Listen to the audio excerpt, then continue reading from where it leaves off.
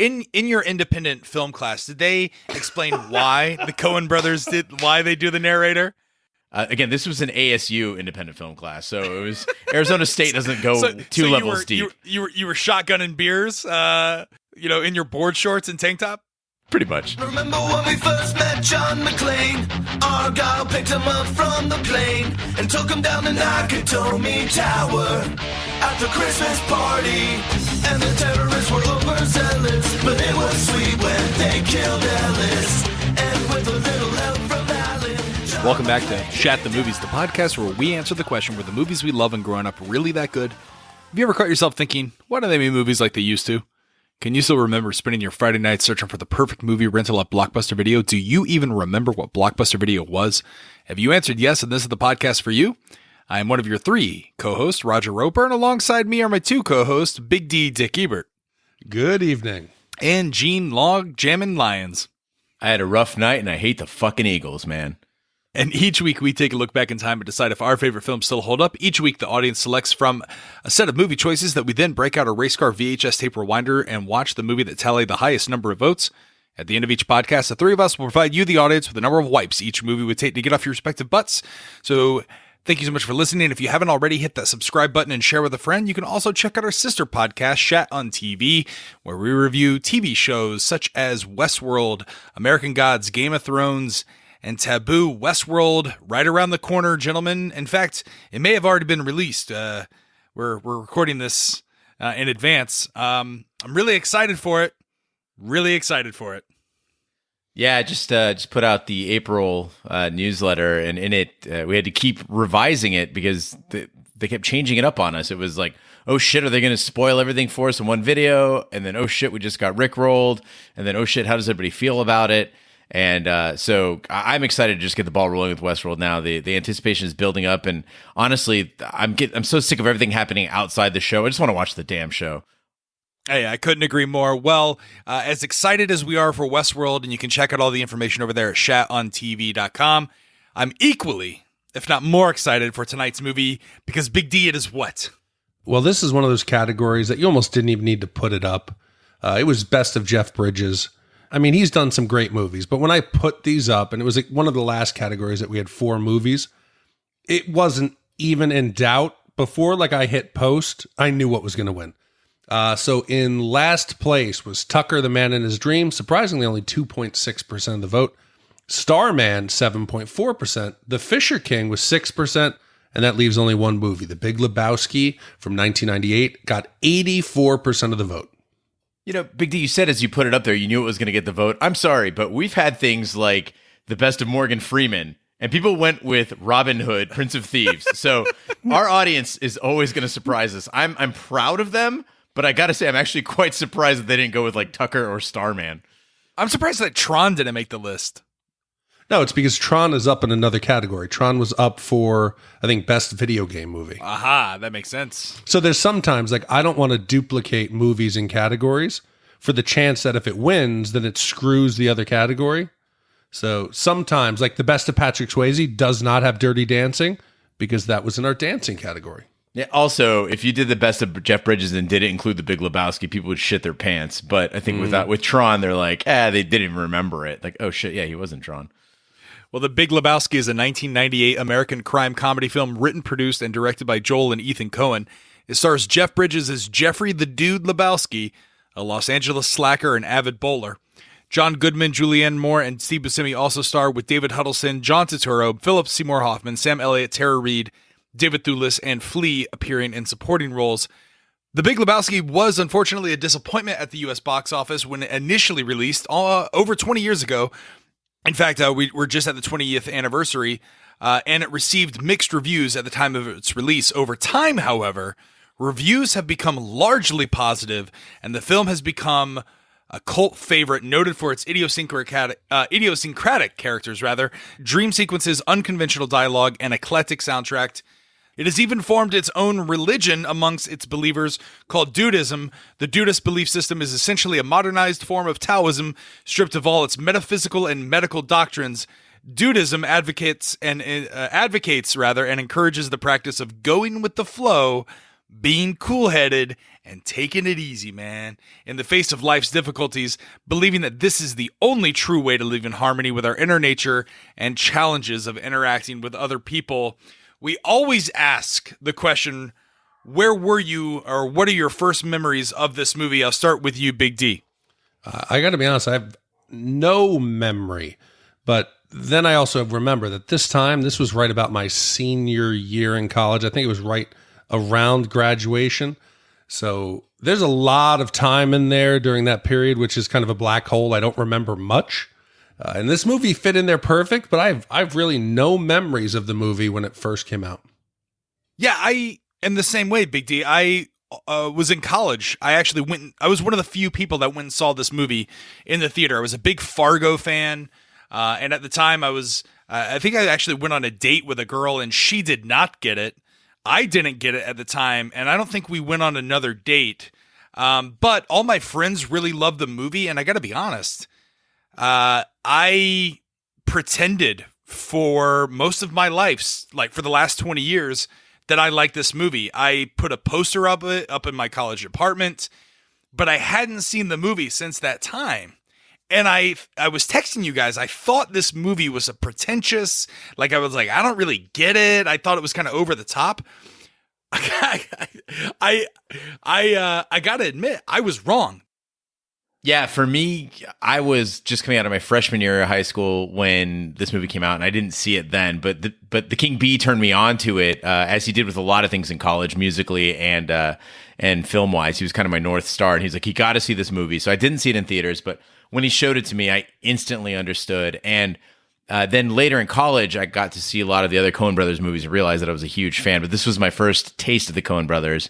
And I was absolutely blown away. It was like nothing I'd ever seen before. And honestly, it's given a lot of guidance to movies, I think, that came after it. And now things that look familiar in The Big Lebowski at the time, it was pretty mind-blowing.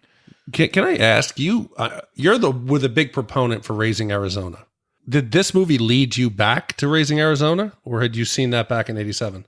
So I had seen Raising Arizona, but I didn't appreciate it as a work of the Coen brothers. I just kind of thought it was this funny movie with Nicolas Cage, and it was about Arizona. And then after this, I saw, Blood Simple, and I saw Oh Brother, Where Art Thou, and other movies, and said, oh, I get it. Like, there's this thread there. But I hadn't gotten educated on them until I took an independent film class in college, I think about a year after seeing this. How fancy. Yeah, I too was in college, and I was a big fan of the Coen Brothers. Fargo had come out the year before in '97, and I really enjoyed that movie. So I took a date. It was like a first date to go see this movie in theaters in Gainesville, Florida. She did not get the movie at all. I really didn't either, and I don't know if it's just because at the time I kept looking over at her and she was just like, I don't understand this movie, and I think that detracted from it. But everyone that I knew in college loved this movie to the point to where I was like, I want to fit in. So I put a poster of The Big Lebowski up in my college room to fit in and be cool. But I hadn't seen the movie since that time. It's been 20 years and I completely remember this movie differently. I don't know if it's something that has changed in me or maybe I've become more in tune with the Coen brothers, but I fucking love this movie now, guys. At the time I didn't get it. Now I do, and it's probably the most brilliant movie we've done on the podcast. I felt genuinely happy after. It's slightly less brilliant than Spaceballs, but no, it's a wonderful movie. I don't know why I now get it. If we do a season 2 of Taboo, I want you to tap into College Roger and just pretend that you really, really like it. I'm going to start with a sound effect that every time you say brilliant, it's like bing. It's a drinking brilliant. game. It's bing, a drinking game. Bing. I think brilliant used to be my thing. I think it is. No, that is Roger's thing. No, I'm pretty sure it was Gene's. If we go back, I end up parroting, unfortunately. Well, with that being said, Big D, play the trailer. Let me explain something to you. I am not Mr. Lebowski. I'm the dude. That or his dudeness or duder or, El Duderino if you're not into the whole brevity thing. Are you employed, Mr. Lebowski? Employed? Do you like sex, Mr. Lebowski? Is this your only ID? You got the wrong guy. I'm the dude. Your name's Lebowski, Lebowski. Jeff Lebowski, the other Lebowski, the millionaire. I received this ransom note this morning. This is a bummer, man. They want you to take the money and act as courier. What do you mean, man? What the hell is this? My dirty undies, dude. The whites. Let's take that hill! Why should we settle for 20 grand when we can keep the entire million? I know you're mixed up in all this. Playing one side against the other in bed with everybody. Blow on them. Huh? Fabulous stuff. What? Who's sitting on $1 million? We want some money. Sitting in the trunk of our car. Where's my damn money? Say, dude, where is your car? Who's got your undies, Walter?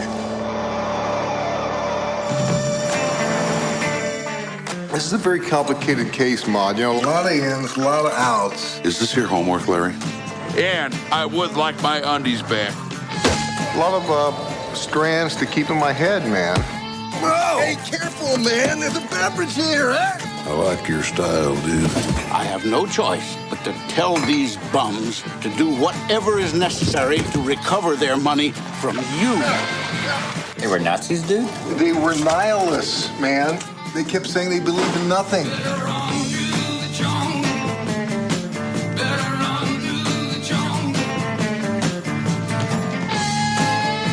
You figured, oh, here's a loser, you know, a deadbeat. Well, aren't you? Well, yeah. You cannot drag this negative energy into the tournament. Jeffrey, Maud, love me. that's my robe. I'm throwing rocks tonight. It don't matter to Jesus. This could be a lot more complex. I mean, it's not just, it might not be just such a simple. In 1991, Los Angeles, slacker Jeff the Dude Lebowski is assaulted in his home by two goons who demand money that is the wife of Jeffrey Lebowski, who owes loan shark Jackie Treehorn. One of them urinates on the dude's rug. The next day, the dude explains this incident to his two friends and bowling partners, the timid Donnie and the temperamental Vietnam veteran Walter Sobchak. Sobchak. Is it Sobchak? Sobchak. Subcheck. Sobchak. The dude pays a visit to the other Jeffrey Lebowski, the Big Lebowski. To seek compensation for his ruined rug, the dude craftily steals one of Lebowski's expensive rugs and subsequently meets Bunny, Lebowski's young trophy wife. So, as this movie opens, you got Sam Elliott, the unmistakable voice of Sam Elliott as the stranger, serving as the narrator in the movie. And it made me think, I was like, you know, one of the reasons I love the Coen brothers is that they have this kind of cool narrator in the movie. And I was like, do they really do it that often? Yes, they do. So they did it in The Big Lebowski, in Blood Simple, Raising Arizona, The Hudsucker Proxy, The Man Who Wasn't There, No Country for Old Men, and True Grit. So this is a thing that they do. And the Coen brothers are masters of having like tells in their movies that say this is a Coen brothers, you know, it's a little trademark stamp on there. And I really enjoyed Sam Elliott as the stranger. Again, the first time I watched the movie, I didn't really get what he was doing there, but I enjoyed it because he's just got that really cool voice and it set me right in. In your independent film class, did they explain why the Coen brothers why they do the narrator? No, they did. They gave us like a list of like 10 things that the Coen brothers do a lot. And one of them was callbacks. One of them was having a narrator. I think they also, there's something with music, but I can't remember what it was. And so they didn't explain why. Again, this was an ASU independent film class. So it was Arizona State doesn't go so you were, 2 levels deep. You were shotgunning beers, in your board shorts and tank top? Pretty much. So they don't talk about fucking people in the ass? That's just this movie? Or does that come up in other movies? I mean, I think in No Country for Old Men, there was, you know. I mean, we're going to get to it later. But there's an entire section of this movie where everybody's threatening to rape each other. But I want to say that to start off here, I normally can't stand Wes Anderson. And I can't stand a lot of the Coen brothers movies. Because I think as they got later in their filmography, they got a little too cutesy. They got too pretentious. It's same with Wes Anderson. It's fun to have unique characters that are memorable and dialogue that's unpredictable, but you don't have to go zany all the time. And this, going back, the characters, you didn't know who was going to come on screen next, but they all seemed believable. Nobody seemed fabricated just to be so different. Oh, it's a Coen brothers character. Yeah, I felt like this is pretty grounded. I guess with the exception of the big biker mutant in Raising Arizona, I think it really feels like a Raising Arizona movie. Like, I think it's closer to Raising Arizona than it is to No Country for Old Men or certainly Where Oh Brother, Where Art Thou? Yeah, the characters are much more, I don't even want to say well-rounded because that's a phrase that's thrown around so much. They're much more relatable, right? Yeah. Like, you feel like, with Raising Arizona, I feel like this is people who live in Apache Junction. Like, I know people like this, right? And here, like, the dude, he's not just kooky for kookie's sake. He does things that make sense sometimes. He's actually, pretty intelligent. And again, when you go to Philip Seymour Hoffman, he's hilarious in this movie, but he's not just like a one-trick pony. He's just not goofy. He actually serves a purpose in the movie, and he serves a purpose to the Big Lebowski. His reactions to things are true to the character, but it is a complete character. Yeah, well, I was so excited about this movie. They actually made a documentary about the fans of the film and kind of the people who religiously watch this movie. Maybe not who don't practice dudism, but have created an entire fan-driven subculture where there's actually a Lebowski Fest that happens annually. And they actually interviewed the dude. There actually is a film producer in LA who the Coen brothers are friends with that truly is the dude. And that's what they based Jeff Bridges' character off of. And then they're also friends with a USC film professor who does, like your independent studies class, goes into the Coen brothers. But he is the inspiration behind the story of the car being stolen and recovered with a teenager's homework in it. And the whole hijinks that happen as a result of it, that actually happened. So maybe that's why this movie feels real, is because the Coen brothers actually based it off of characters and friends in like their real life. Right, and that totally makes sense because one of the things when I'm watching it, especially now with Facebook, at the time the movie came out, Facebook wasn't out. So I didn't really recognize, there was no way I could have, how much I relate to this. But now with Facebook, I can relate. I feel like the dude going through life, and you've got these different characters, like Walter, like Jeff Lebowski, like Maude, who are just coming at you from every angle. Every time you log in, every time you open your phone, there's just crazy shit flying out, and you got to navigate your way through it. So to me, looking back at this now, I can see it. At the time, my world was much smaller, and maybe that's why we didn't recognize how genius this movie was when we were younger. But now that you've been exposed to these different voices in your life, you get, oh God, these are people I know, without a doubt. So I wish I could go back to the first time I saw this, before you knew who the dude was, because the dude's an icon now. He's on T-shirts. It's a meme. They have festivals all about the dude. Like you said, they have a religion about him. But when he first comes on screen, I wish I could remember what my thoughts were. Jeff Bridges is an Academy Award-winning actor, but yet he breaks out in the bathrobe in the supermarket, drinking the half and half. He's writing a 69-cent check. He's getting his ass kicked in the apartment, and he's coming back with quick one-liners. Where's the money, Lebowski? He's like, let me look one more time, and shoves his head in the toilet. It is such a unique character that I wish the first time that I saw it, did I think this was going to be just a complete, just like slapstick? Or did I think the dude was going to be this guy that everybody falls in love with? Well, we talked about, like on Twitter, we were going back and forth about which characters you relate the most with.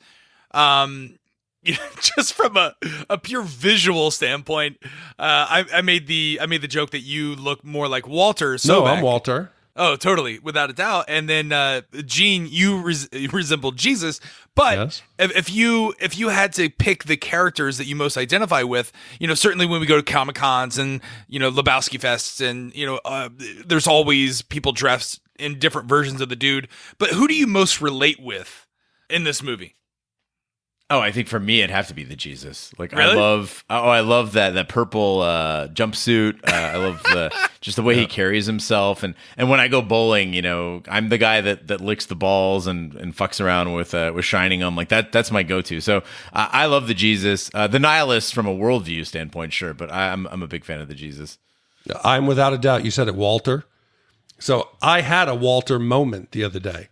I'm a big stickler for the rules. Now, I don't know if it was the military, but the rules are in place to be followed. That's right. I hate line cutters. So I'm in line at Wawa. It's like 8 in the morning. I'm going to work. I got to pay for some gas. And there's a long line at one register. They open up the second register, and the guy starts pulling over next in line. This douchebag walks in and just jumps the line. I looked at him. I said, dude, you don't see us over here? And he goes, no. Why don't you go in front of me? I said, all right. So I went and squeezed physically and pushed him out of the line. And the cashier looked at me and I said, dude, I'm not in the mood this morning. And then everybody else started following behind me. So that was my Walter moment. But I'm not going to pull a gun on you, but I'll shove you out of line. Am I wrong? Am I wrong? Am I wrong? Am I wrong? No, it's people don't realize visually, if you're trying to imagine what Big D just painted for you, Big D is 6'6". He's about what? You 275? 280? I'm Walter. Yeah, you're a big dude. Like, I don't know who would be like, what? Like, just get out of the way. Like, I've seen you angry once in my life, like genuine anger, and it scared me. But I'll tell you honestly, being a bigger dude, I don't want people to think, because last week we talked about me getting into a fight and fired from Olive Garden, and then me, shaking somebody down in a kitchen. You are Walter. But hold on, that's not me. Normally I'm a big teddy bear, but I've just had moments. Just like Walter. He just has moments throughout the movie, otherwise a big teddy. So I think of the three of us, I probably relate more to the dude than all of us, which is surprising. You're high. You are so Donnie. No, you're sitting in the background, you're listening, like, hey, what were you guys saying? What were you guys saying? What were you saying? What were you saying? And jumping in and out. Yes, I'm just waiting for Gene to say, Roger, you're out of your depth, Roger. You're out of your depth. I'm the dude with a job. I don't really want to, I don't really want to take on that much responsibility. Okay, hold on. You realize that I want to smoke a little weed. I want to, buy a rug that really brings the room together. You are the most high-strung, high-maintenance individual I've ever known. The dude is relaxed. You are like a chihuahua. You're running around the room, like screaming for attention and just pissing and shitting everywhere. Okay, so never mind then.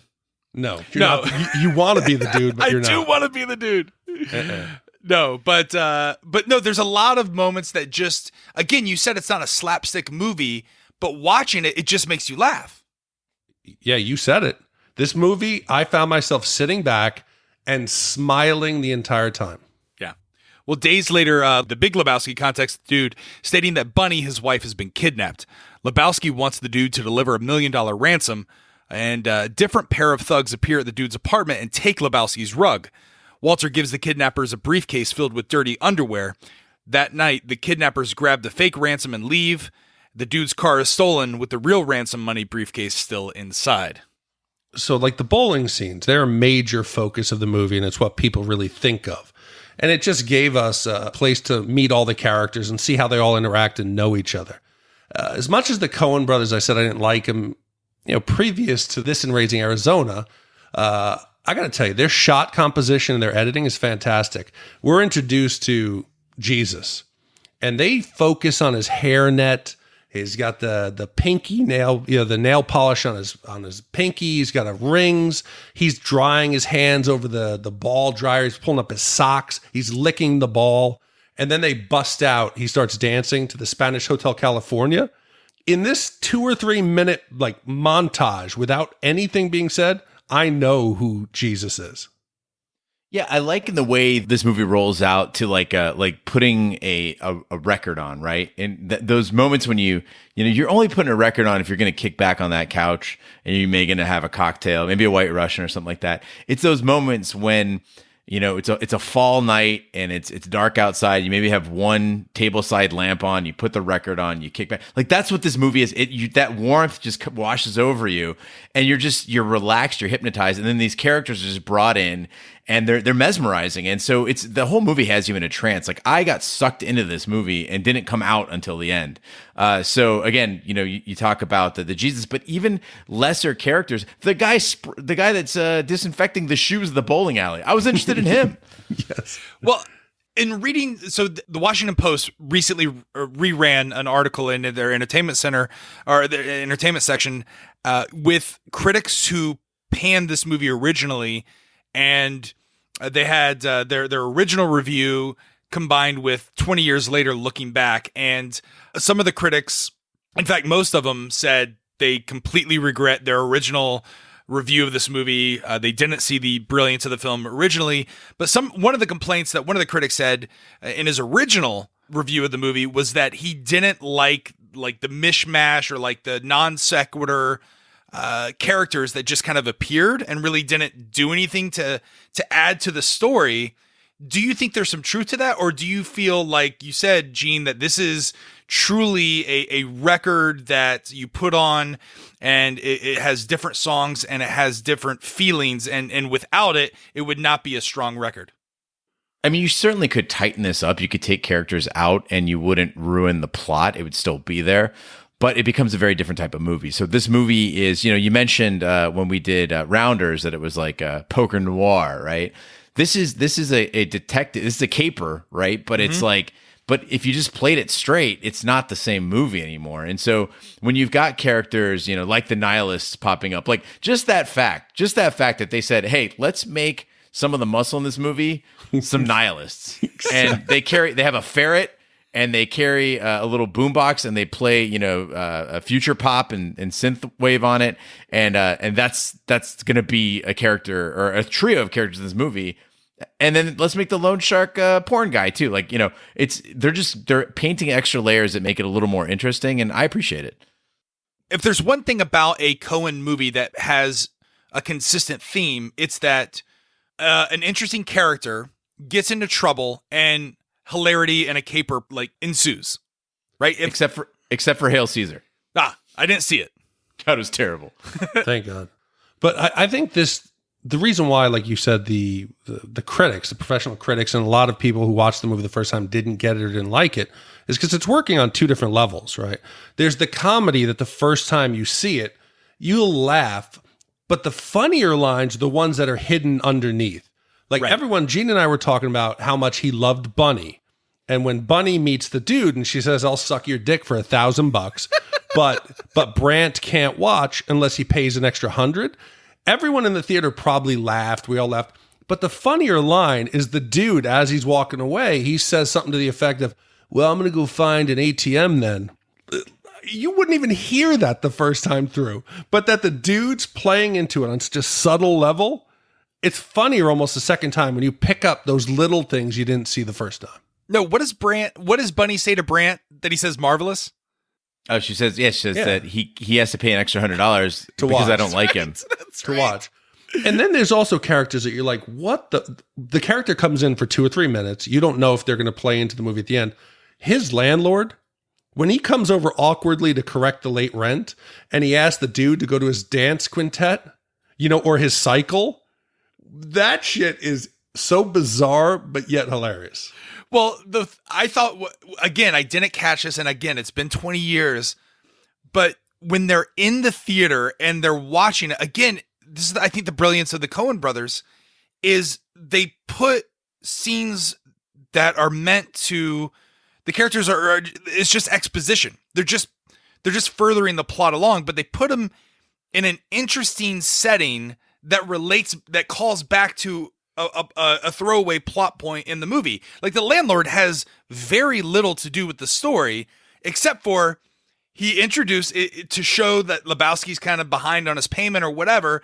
But then they throw an exposition scene where they're chatting, and it's just the three of them watching this shitty play. Like other movies with weaker directors wouldn't have done that. They wouldn't have called back to that moment. And the characters are so rich and flavorful that, you got the dude kind of wearing the same thing he always wears, but Walter is wearing a suit. He's like dressed up for this, and there are 3 people it's just like, there's so many layers to this movie. It really makes you happy as someone who enjoys movies like this. But yeah, Walter, to go to him, Walter, he works on many different layers. You think he's just psychotic. He'll wave a gun around, he'll stick it in somebody's face, but then he turns politically correct when the dude says something about the Chinaman, and he says, dude, that's not appropriate. That's Asian American. Or when he's complaining about bowling on the Sabbath. Yeah. All these characters, you kind of know people in your life like them, or you'd like to know. Like, I want to go to that cycle and watch it with those three. Okay, here's the thing that just came to mind, and I think people glance over this, and critics probably miss it completely, is we are living, particularly, I know I am, at a pace where this shit does not happen in your life, right? You say you wish you knew these guys. These guys, like in Tempe, around where the King Bee lives, these guys are there. They've been living in their houses near campus for years. They're not on Facebook. They probably don't have cell phones.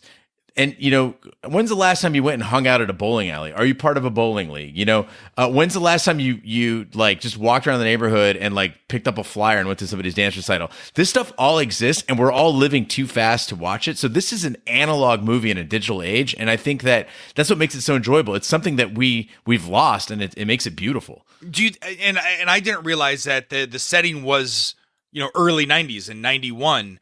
Obviously this movie came out in 98, so it was already kind of a retro movie. Do you think that do you think that was intentional going to 1991?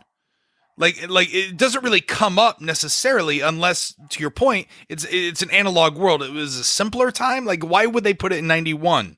I mean, it was the Gulf War was coming out. You know, it was a turning point for the country. And maybe the Coen brothers felt that America was going in one direction, and they wanted to kind of remind us of a simpler time. But you're completely correct, Gene. Sometimes I have a good friend, Cullen, who I think Roger knows. Cullen's the dude with a job. He's the type of guy who will walk into a bar in a city he's never been, and within 20 minutes, guys will be sitting with him. He'll be invited to stay over for Thanksgiving dinner. He's the type that on a night out, he'll go sit outside and buy the homeless people pizzas and beers and just sit around and talk to them. He'll get hammered and go to a palm reader or psychic at 3 a.m. He's living the dude's life, and I wish I could be like that.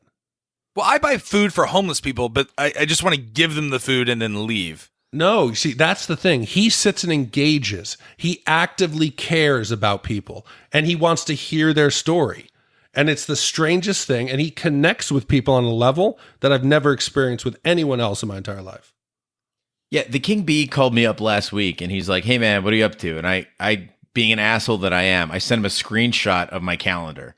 I just went, I'm booked up until mid-May, which is not bullshit. It is true. Like, I do not have a spare hour until mid-May. And I was like, this is what's going on with my life. And he was like, oh, man, I wanted to know if you wanted to get on some trash bikes and go roll around the river bottoms. Fuck. I bet you there's some cool shit down there. That would have been fun. Yes. I don't have time. And we're missing out. What are the river bottoms? The river bottoms near Tempe Town Lake, like where they dammed it off, there's all those dried out river bottoms. Now you roll your bike down there and there's all sorts of weird shit. Yeah. People live down there and stuff. Interesting. Well, Jeffrey, it's right south of you, outside the green zone. I don't leave. I don't leave the green zone. Leaving the compound. There is a bowling alley right next to my house. Right at the corner of Thomas and Scottsdale. Oh, I know that. Yeah, that's actually one of the old school lanes, not the ones that have like been not a bolero where they're like giving you like. Speaking of which, like when they put in like really gourmet food and shit at the bowling alley, I'm a guy who like I can only eat fried things when I bowl because I feel that somehow it's sterilized, like that my nasty ass fingers that have been stuck in the ball, like it's okay if it's fried, but if it's like I don't want to eat like hummus with bowling fingers. Who the fuck eats hummus at a bowling alley? Have you bolero? No, that's have you like at Disney Springs now? I don't go there. What's it called? What is? No, that's Splitsville. That's like Splitsville. But that's bullshit. That's it's a like bar Top Golf, right? Yes, yeah. That's a Top Golf with bowling. I will admit I do have 2 bowling balls of my own. I got a group of like 15 friends. We used to go once a week, get a bunch of pitcher guys, girls. I still suck. But the bowling alleys we go to are the type that look like they were pulled straight out of the 70s, where you used to write with the grease pen and keep score yourself. I mean, they have now the automated scoring, but you can just see that it was that old, dirty bowling alley, and I love it. I would never want to go to those, bowling restaurants. Is it the one? Is the one on OBT by the Florida Mall? Yes. Oh yeah. Yes, it is. Orange Blossom Trail. 50-cent beers on Tuesdays. Orange Blossom Lanes.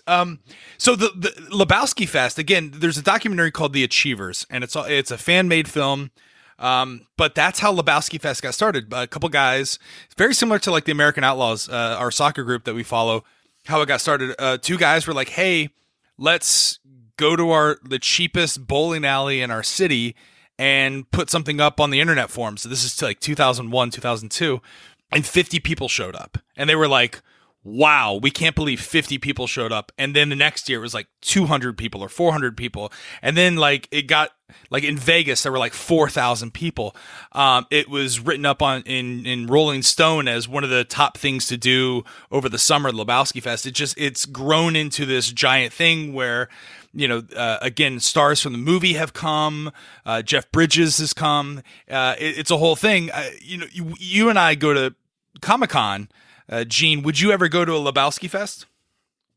I don't think I can go to Lebowski Fest anymore. It's this too is the commercial. Thing is too these, commercial. Yeah, no, I mean, but these literally these fests now have like driven me out of my mind where I'm just like, why does everything have to be a goddamn thing? Like, can't you just do what you want? And what really blew my mind was in Arizona this month, there were 2 donut 5Ks. Right. And so you show up and you eat a donut and then you run the 5K and you get donuts. And it's like a no shame 5K or whatever. There were 2 of them in Arizona. They sold out. And on Facebook, people were like, can I get on a waiting list to register? And this is like bullshit. Why can't you just sign up more people for the 5K? It's just a 5K. You just run it. And I'm like, are you kidding me?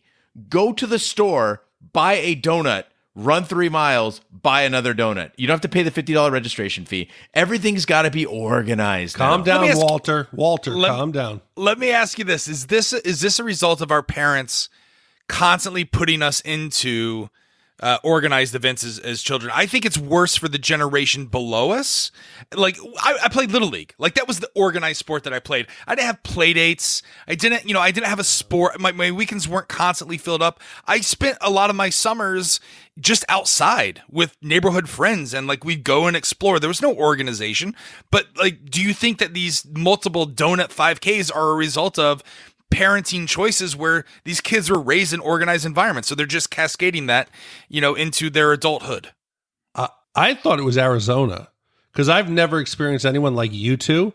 You two are like, I would expect Soccer Mom to be driving you guys around to all of your clubs. Hey guys, today we got soccer. Yay, go USA. Tomorrow, it's going to be Killer Queen video games. Okay. Tomorrow, I got karate. What are you doing, Roger? Oh, I'm going on a bar crawl. That'll be great. Santarchy. Yay. You two I want to see your calendar. It has to be Arizona. No, but here's the thing: is all the stuff we like suck. Like I went to the U.S. Women's versus Mexico watch party on Sunday, and Raj had provided these raffle items. There were 4 jerseys to like raffle off, and 6 of us showed up. So it was like, cool, everybody gets a jersey. and then I have Killer Queen. It was a charity drive. It was a charity drive. Oh yeah, look, I gave $20 for my tickets and stuff. It wasn't anything, just give them away. But again, and then with Killer Queen, I'm struggling in a city of more than 1 million people. I'm struggling to get 15 people together to play a fucking video game. That's true. So don't be fooled. We organize it. We're the organizers. That's true. We don't go to other people's stuff. Yeah, our stuff is never going to be. I mean, like. The movie kind of talks about that. The Achievers talks about like how the Achievers. The Achievers, that's what it's called. That's what they call themselves, Achievers. They go into why they call themselves Achievers. It's really great. It's Lebowski's Little Achievers. Yeah, the Little Achievers. But once it got mainstream, once it was featured in Rolling Stone, the originators, the people who were there from the beginning and had become friends, and this movie had brought people together.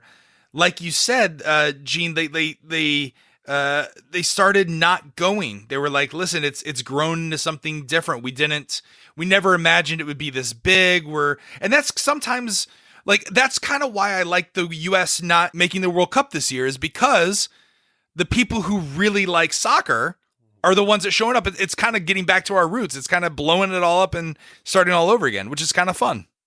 I can close this down and give you the easiest answer. Would the dude go to Lebowski Fest? He's been to Lebowski Fest. I'm talking the dude, the real character. Dude, fuck Jeff Bridges. The real dude and Jeff Bridges. I'm talking the real dude will show up for money. So the real dude. No. So let me tell you about what things that they do at Lebowski Fest. So they all drink White Russians, and they all like have a costume contest, and they have trivia, and these people really get into it, and they make obscure reference costumes, like just a line thrown out like these camel fuckers, just a throwaway line that Walter says, these fucking camel fuckers. Two people showed up as camel fuckers and they won a contest. The guy, you know how they say, well, I guess I got to go back to manual masturbation. A guy dressed up as the manual for masturbation. Like they get really intense with these ideas. Then, like the first couple Lebowski Fests, they took a rug out and all peed on it. You're making me want to go less. There's weird stuff that happens, but the real Lebowski was arrested during Lebowski Fest. So yes, I do feel like he would go and probably get arrested, get into some trouble as a result of it, because it actually happened. No, I want to go mopeding on the dry riverbed with King B. Well, Jeffrey Lebowski's adult daughter, Maude, reveals herself to be the one who took the rug. She reasons that Bunny kidnapped herself and asks the dude to recover the ransom. An upset Lebowski shows the dude a severed green-painted toe, allegedly belonging to Bunny and delivered by the kidnappers. Later, a gang of German nihilists invade the dude's apartment and threaten him, identifying themselves as the kidnappers. So this is Gene. I'm watching the Germans come in their leather with their this attack. Is Carrie. Yeah. This is Carrie. Carrie is the girl. Carrie's walking around with 9 toes. With the ferret, the attack ferret, listening to Autobahn, the cricket bat. This is Gene's world. I mean, I'd love to say that you're wrong, but I did go to a 3D live performance of Kraftwerk less than a year ago, and had that tape. I mean, on repeat. As if you're not familiar with Kraftwerk, Autobahn is basically a riff on Kraftwerk, basically the godfathers of electronic music. So yeah, I was guilty, man. I was obsessed with nihilism from my mid-teens. And so when I saw nihilists on screen, I was like, holy shit, this is the first reference to nihilism I've ever seen in a mainstream comedy. And so every time they would repeat that mantra of, we believe in nothing, it was, I was in tears. And still to this day, they crack me up. And I think my favorite scene with the nihilists is that bathtub scene when they just drop the ferret into the water. And I think one of the great things about playing a chill character, again, we talk about the Lebowski being not this flat character, is the way he reacts to the ferret in the water, that screaming, that shrill screaming. He's so terrified. And it's a perfect contrast to his normal, cool. And he does it again when he drops the joint in the car. It's that, it's fucking fantastic. But the nihilists, they threaten him with something that's common to the movie. I fucks you in the ass. I'll fuck you in the ass. And everyone in this movie is afraid of getting ass raped. Walter tells him that he's, when they're interrogating Larry later, this is what happens, Larry, when you fuck a stranger in the ass. Jesus threatens to fuck him in the ass on Saturday. Then again, he threatens to fuck Walter in the ass with his gun. There's a lot of ass rape threats in this movie. And the amazing thing is that they all come out in different ways, right? So it's like when the nihilists are doing it, it's this empty threat because they don't even know how to hold their hands in a fighting position. I will fuck you in the ass. I fuck you in the ass. Give us what you have. And when the Jesus does it, it's like you're wondering, what? I don't know. Is he serious or not? And then of course Walters, just yelling at a child. This is what happens when you fuck a stranger in the ass, Larry. Again, you talk about him correcting, the nomenclature on Chinaman, and then he's sitting here screaming at a child while he's bashing in a car. I thought it was used to good effect. I don't think they overdid it. I liked it. Can you picture the police blotter the next day? There'll be 3 adult men broke into a house, threatened a child with ass rape, then went outside and beat a neighbor's car with a cricket bat? Listen, by the way, no, I've worked in newspapers for 13 years, and never on the police blotter do we write threatened with ass rape. What would you say? Threatened sodomy? We would just say threatened violence. So give me the title of that article. How does it go down? That doesn't make the paper at all. Why? It does in Florida. What? That's a home invasion. That would definitely be headline here. No, she let him in. Well, also around this time, we're introduced again to the character Maude. Now, again, inside baseball here, but one of our friends, Leah Ray, absolutely loves this movie. She compares herself to Maude kind of, feminist. No, you're shaking your head, Gene. She fucking wishes. I think Maud is super sexy. Yeah, I think there's something about her. She might hurt me, but there is something. Come on, there's something about her character. Yeah, that totally. would be intriguing to wonder what she'd be like in bed. Nah, man, I have dated this. And I can tell you, going to their little art exhibits and having to hang out in their studio and hang out with other weird fucking friends is annoying. And you know why? You know how you know Maud's not sexy? Because she does two things. She takes her robe off and says, "Love me," which is disgusting. And then after sex, if a woman curls up in a ball to try to encourage conception, fuck that. Yeah, but I think the sexiest thing she says is, I don't want to have sex. I don't want to have a baby with someone I have to socialize with in public. That's my dream woman. Does it make you uncomfortable to say the word vagina, Mr. Lebowski? When did she become German? Yeah, she doesn't say. Yeah, she's not German at all. No, just go with the flow. But also, I think the first time when I didn't like this movie is that I didn't fully understand the plot. Now, like, did you get it the first time that you saw it, Big D? Did you get like all the things that were going on with the different kidnappers and who's on whose team and what's happening? Because the dude is the only one who actually gets it. And he gets it fairly on. And it's interesting for a character that is portrayed as, kind of a loser and for only him to really get this kind of, again, shows a different layer of the character that he is smart.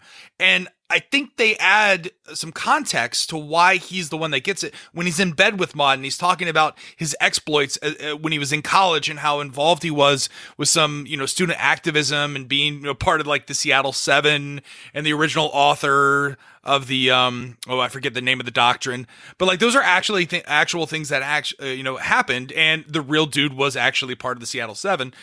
But for those who don't get the Big Lebowski, so let's go through this. All right. So the German kidnappers are working on their own, or are they working with the Big Lebowski? No, they're working with Jackie Treehorn. No, they're not working with Jackie Treehorn. Okay, I just made that up. So the Germans are working independent. They're the ones. No, they're working with the Big Lebowski. Okay, the Germans are working with the Big Lebowski. The two henchmen that originally pee on Big Lebowski's, on the dude's rug, they're working with Jackie Treehorn. Correct. And then Maud is working independent of herself, and Bunny just went off for a weekend. Sounds good to me. That's actually what's happening. Because I didn't get that the first time, and I don't think a lot of people get that. Yeah, the toe is the key. That's right. So the toe is the key. So in order for the nihilists to know that her toe was painted green, they would have to have that information, right? So they would, and then also, so they get one of their girlfriends to cut off her toe.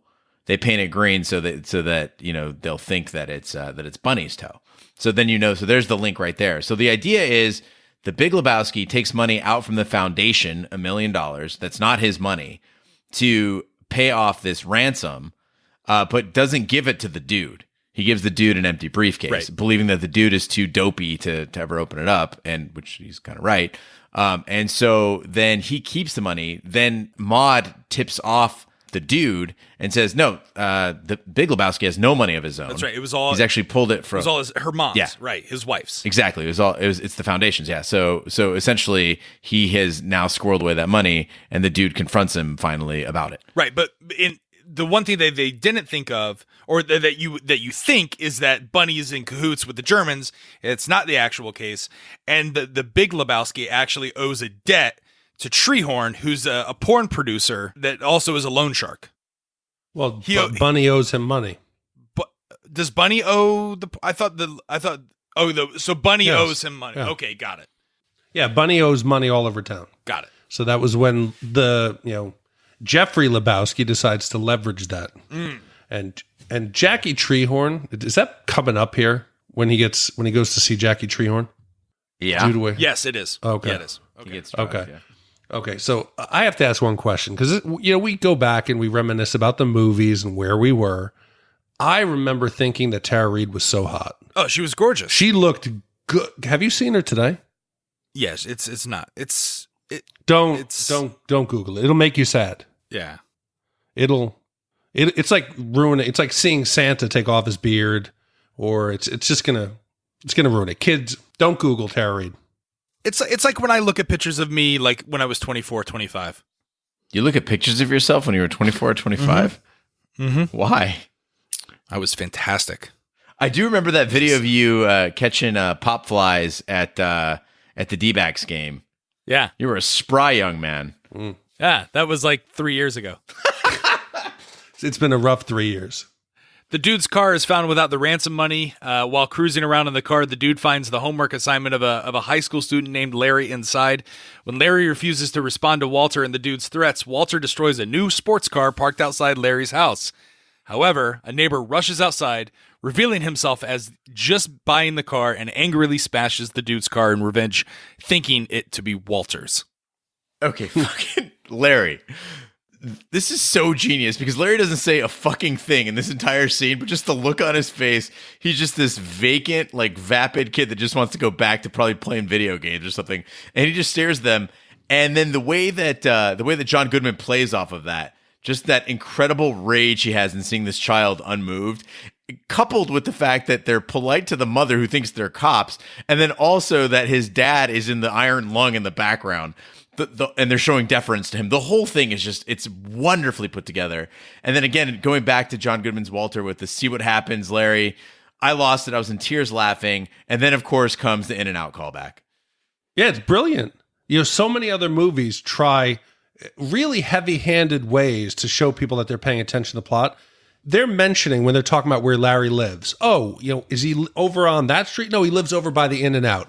So when you see them driving home with all the windows busted out of the car, eating the burger, no one says a word, but I immediately said, holy shit, they left Larry's and went and got dinner. You just see Donnie in the background smiling, eating his hamburger, like he's so excited. Yeah. Again, shut the fuck up, Donnie. Well, the dude is brought before Treehorn, who asks about the whereabouts of Bunny. He drugs the dude's White Russian cocktail, causing the dude to have a dream sequence. The dude awakens in police custody, where he's assaulted by a police chief. During the ride home, the dude is thrown out after he asks the cab driver to change the radio station. A red sports car zooms past, and the viewer sees that Bunny is driving with all of her toes intact. Okay, so I love this movie from start to finish, but the dream sequence... I cannot think of a better dream sequence in all of film history. Unless you count the entire movie Inception. Gutter Balls is like the best dream sequence ever. And I noticed in The Shape of Water, if anybody's seen it, they did a dream sequence there where they tried to make it just kind of quirky and grandiose and this big like old Hollywood look to it. And it didn't work. It was off. It kind of was separate from the movie and didn't really click. But this is so well done. Both movements of it. And the King Bee knows I love this so much. He actually bought me a patch just a few months ago of it just says to see what condition my condition was in with the legs spread over the bowling alley. And I wear that thing with pride. This is movie perfection. But you have to also realize the visual we're seeing is the dude tripping out. So it's all things the dude has experienced. The dude saw the news about Saddam Hussein. So Saddam Hussein is behind the bowling stand giving out the shoes. The dude had watched Jackie Treehorn's porn. What was it? Log jamming with Guy Hungus. So he's wearing Guy Hungus's plumbing outfit. So good. The fucking thing is so good. Why? How I want to see, what did the plot look like when they laid that out? Like, what they're like, okay, Jeff, you're going to be flying upside down under a bunch of women's skirts. You're going to smile. There's going to be two big bowling balls and a bowling pin penis that are going to come up. He either said this could go one of two ways. It's either going to be brilliant or the end of my career. Yeah, they totally nailed it. This is, again, for people who haven't seen The Big Lebowski or didn't get it the first time, I encourage you to go back and watch it. Like, I completely agree with everything that you say. And I think that's one of the more memorable costumes of when people dress up as Lebowski.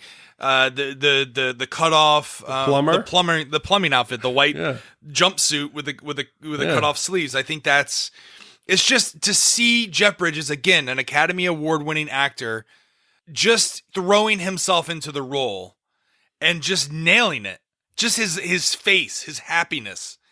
That's the look I had when watching this movie. Okay, and just when you try to go back to trying to figure out the crime, like you said, when you laid it out, who's working for who stole the money, when you try to then get back into that mindset and you see Jackie Treehorn like sketching, he's writing down a number, he leaves the room, and the dude starts like, where you pencil over to see what it is, and it's just a dude with a giant erection. It kicked me back and said, okay, stop trying to think too much, sit back and just relax. Well, then there's moments like that, like again, where they have like kind of the brilliant dream sequence and it's very artistic, but then they throw slapstick moments in where he's in the back of the taxi cab and he's like, what was the line, Gene? I had a rough night and I hate the fucking Eagles, man. Fuck you! Fuck you! Fuck you! I love the Eagles. Fuck you! You get out of my taxi! Like that, like who? Like you don't expect. When did the cab driver become Asian? You don't expect that to happen because I can't do the other voice. Because the German, get out of the car. I love the Eagles. I fuck you in the ass. You can't see the eyes of the demon until you get out of my cab.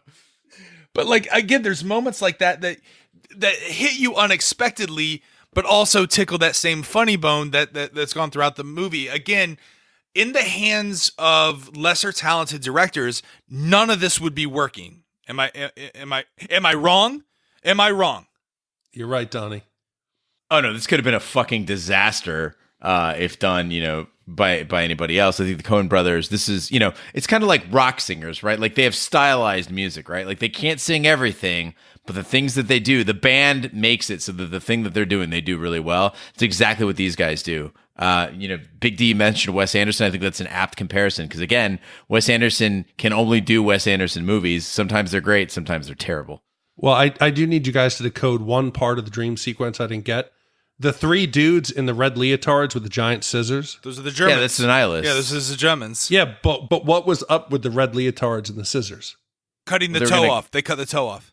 Yeah, they cut the toe off. Okay. Well, I was just thinking Flea is in the scene. Gene is going to hate this movie. By the way, that was also one of the winning costumes at Lebowski Fest. The dude finds his bungalow completely trash and is seduced by Maud. Maud explains that her mother was the wealthy one and she left her money exclusively to the family charity.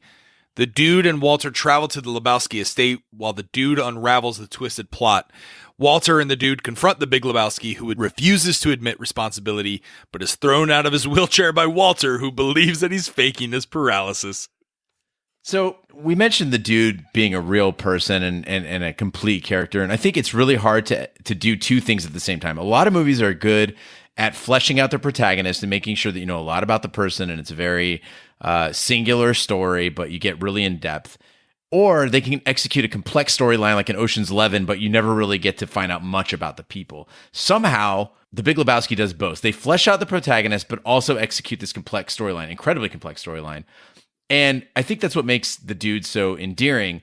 And I think where it really came through for me is when he's searching for words and he'll repeat things that he's heard before, like when he's like, "This aggression will not stand," he's just referencing things. And he calls the Big Lebowski, "You human paraquat." And I'm like, what the hell is a paraquat? So paraquat was an herbicide that the dude probably knows about because they used it in the 70s to kill off Mexican marijuana fields. And so like that's what he could come up with. He's so angry that he calls a dude human paraquat. Again, it tells you about his intelligence, but also the fact that just his points of reference are a little off. Yeah, the dude's special. And in this movie, you don't know. I think what's great is you don't know what scenes are going to matter, what scenes are going to be called back. When the dude gets hit in the face and Maud keeps telling him, "Go see my doctor, go see my doctor." Not once did I question it was anything more than actually feeling bad about getting hit in the jaw until the end. And I'm like, God, what other things are missing? There's so many layers at work here. And it's one of those movies, I said it earlier, you could watch it 3 or 4 times. And I guarantee all of us would pick up something new. Yeah, and if you go back, there's a big tell there because the doctor asked him, the Iranian doctor, by the way, asked him to put his pants down, his shorts down. And then the next scene, he's smoking a J in his car, completely relaxed. Like, he got fondled. Well, the dude and his bowling teammates return back to the bowling alley. They are confronted in the parking lot by the nihilists who have set the dude's car on fire. They once again demand the ransom money. Even after the dude and Walter explain they don't have the money, the nihilists try to rob them anyway. Walter violently beats all three, biting the ear off of one. However, in the excitement, Donnie suffers a fatal heart attack. They finally killed your car, dude. They finally killed you. They've done it. They finally killed my car. So the Coens really layer the jokes in the movie, but I think this point in the movie is where it took a turn for me. And again, the nihilists, now they have the little boombox. They're out there again.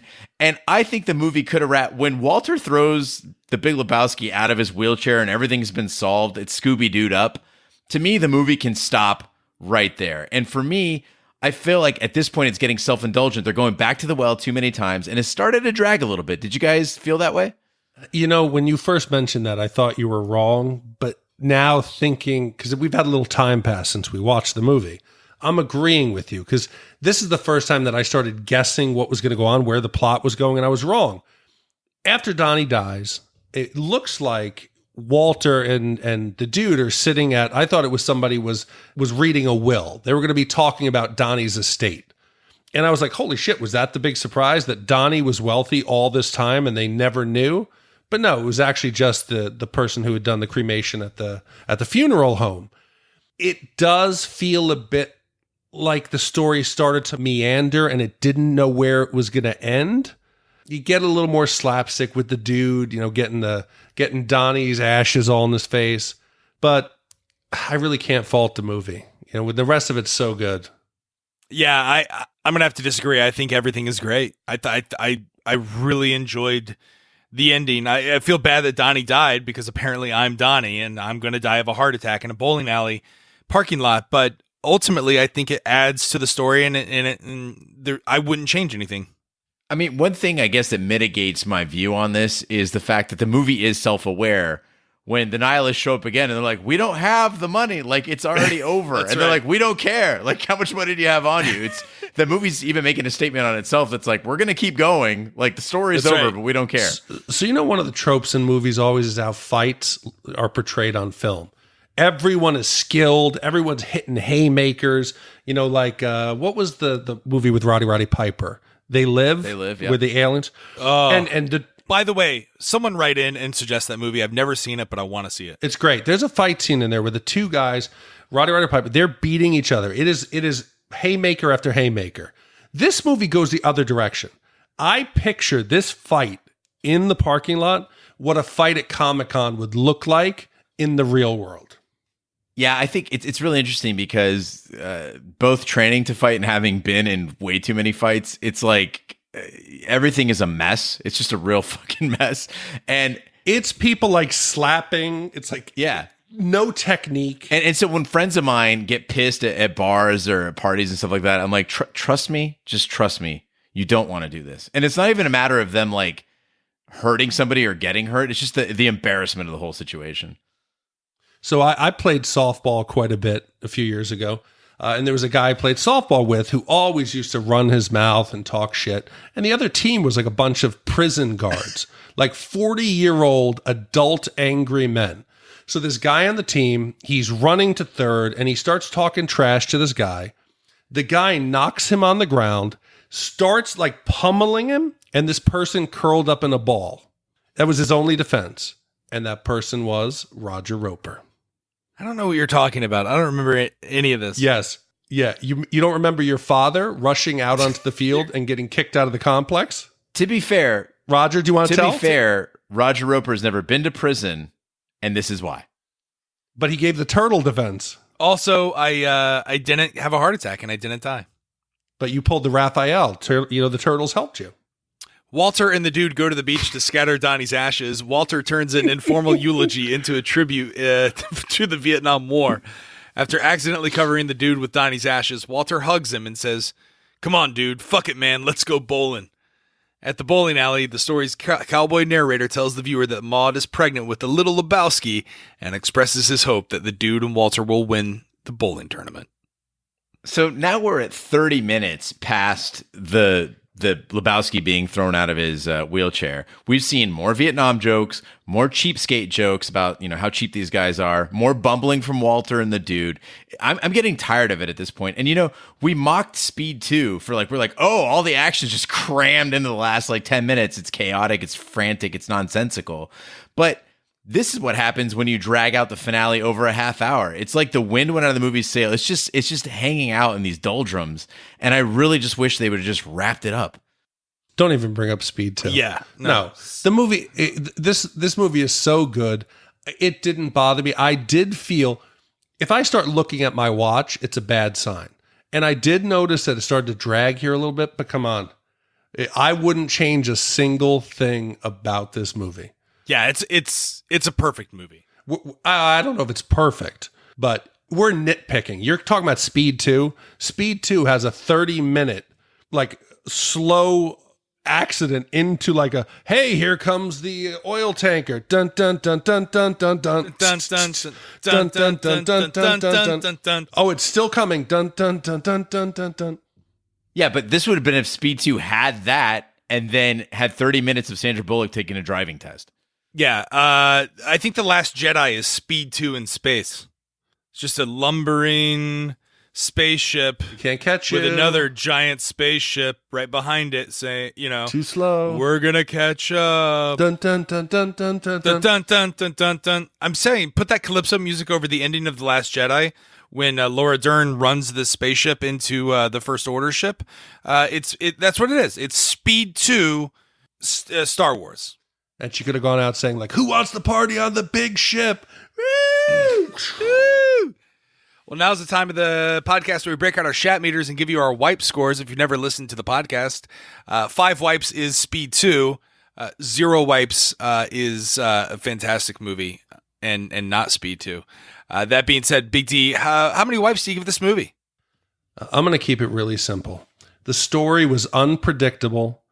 And in the end, the story didn't matter. It wasn't about the heist. It wasn't about the rug. It wasn't about Bunny. It was just enjoyable nonsense, learning and just experiencing these unique characters. The writing was great. The acting was great. But the tell for me is at the end, I was happy. I have not been as happy as I was at the end of a 2 hour and whatever. How long was it? I think it's just over 2 hours. At the end of a 2 hour movie, I was smiling. I felt good. It was an enjoyable experience. It's what going to the movies is about. I don't need to leave every movie with a profound experience or to learn something new or to be wowed. This was a good story, told well, really enjoyable. It's a half a wipe. I almost agree with you. I think this is the Coen brothers. I think this is their best movie. Even though I really enjoy Fargo and I really enjoy the Fargo television series, which also they're executive producers on, I think this is the pinnacle of their success and what they aim to do every time they go out and make a movie. I love that the fandom has gotten involved really in a clever, genuine, authentic way, even though it has gone a little bit more mainstream. But this is a fun movie. Highly recommend it. If you haven't seen it, if you were one of the people that missed it when it first came out 20 years ago, go out and watch this movie. It is, in my opinion, a 0 wipe movie. Wow. What's great about this is that when we were messaging each other before watching this, Roger was like, what did he call it? He said that it was... He said, this is a pretentious version of Bill and Ted's Bogus Journey. And I was in the middle, I was at the bar with multiple friends and I just said, what the... I stopped. I stopped everybody's conversations. What the fuck is this guy talking about? I thought it was going to be another Turtles episode. That he was just going to come flying out of left field with some bullshit. But he came to his senses. Teenage Mutant Ninja Turtles is a fantastic movie. You're the only one who doesn't get it. The only two who don't get it. You liked it as well. Shut up, Donnie. Me? I must have liked how gritty it was. And real. And real. Brilliant. We're waiting on you, Gene. What do you give it? You gonna give your wipe score? Yeah. So for me, the first 90 minutes of this movie were about as perfect as a movie can be. As an amazing, amazing soundtrack, terrific camera work, memorable characters, boatloads of inside jokes, which I love, outstanding humor, both lowbrow and highbrow. But I have to add just half a wipe for the senseless final 30 minutes that made me less fond of the jokes that I already liked. So you had these expertly executed jokes early in the movie that actually kind of turned sour with age. So for me, I'm going to have to go half a wipe on that. And yeah. All right, so that's 2 half wipes and a 0. Big D, what does that give us as our final score? So is that a 0.33 repeating? That's correct. Okay, so that puts this now it's tied now in 4th. And there's 3 movies that are tied there. So it's tied with Terminator 2, Fight Club, and Jurassic Park. Again, very different movies. Now, we're not saying this is as good as T2, because T2 is probably one of the best action movies. Fight Club is great if you just want to kind of get a mind fuck. But for what the movie is, I think it's a fair spot. It's really enjoyable. And what movies are ahead of it? Up there. What movies are ahead of it? The only movies that are ahead of it are the only movies that we've given a perfect score of 0s. And that was Pulp Fiction, Raiders of the Lost Ark, and Back to the Future. Yeah, if I was smart and clever, I probably would have used bowling scoring for this movie instead of our wipe score. But no, I think that's fair. I think the system works. And this movie deserves to be in our top 10, in our top 5, actually. Yeah, without a doubt. This is probably, to me, the best comedy of all time. And I would say, or at least in the top 5 comedies of all time, and maybe the top 10 movies of all time. And please go back and watch it. I don't want you to think that we're being guilty of conforming socially, because everyone loves Lebowski. I was perfectly ready to shit on this movie. I don't mind shitting on a movie. I'll shit on Spaceballs. I'll shit on Christmas Story if it deserves it. He'll shit on you for $50. Yeah, he'll shit on your rug. Yeah, but Roger's got to pay $100 to watch. He's creepy. Marvelous. Yeah. So go back and watch it. It truly holds up. And no matter how many cons there are, people going to festivals, the original source material is great. Well, now's the time where we do our shout outs. Gene, what's a shout out? Raj, a shout out is our way of saying thank you for listening to the podcast and visiting shatthemovies.com. If you go to shatthemovies.com, put your name in any of the shout out boxes that you can find on the site. We will read your name on the next podcast. This week's shout outs go out to Generic Cialis, Buy Viagra at www.gangbangshards.com. and Custom Writing Service. So clearly none of these are actual people's names. I hope. And so this will be the last week that we read your bullshit spam shout outs. Stop it. But if you do have a real name, go put it on there. And if you're clever enough to slip your spam into a real name, I'm impressed. Well, I do actually have one. Mike M. wrote in, and he said that he wants to send a big loving hug to his brother Joe from Arkansas. He said he turned him onto the podcast, and Mike wanted his brother Joe to know that he loves him. Now that's how you shout out. Mm-hmm. Big D, what's the next movie? What do we have upcoming? Now listen, we've got Westworld coming up. We've got one more brand new Shat the Movies, which is sad because we're getting a lot of people that want to buy. They want to buy movies. They want to commission movies, which is fantastic. But we got to put that on hold because we got Westworld coming up. And I think we got a couple more that we can fit in here, but I want to really to kind of dovetail into that. I have been blown away by the generosity of people. Now, we're not making millions of dollars. We can't live off this. We can't go out and buy. I probably couldn't even go out and buy a nice dinner. But when people write in and say, "Hey, I don't have that much money, but I wanted to donate $10. I want to donate $5, $3. And they write about how they feel it's worth it because they enjoy just hearing the three of us bullshit and it makes their commute better. I can't really explain how it makes me feel that we started this with really humble dreams of if a few hundred people listened, and to have people let us into their lives, it means a lot. And I can't thank you enough. Yeah.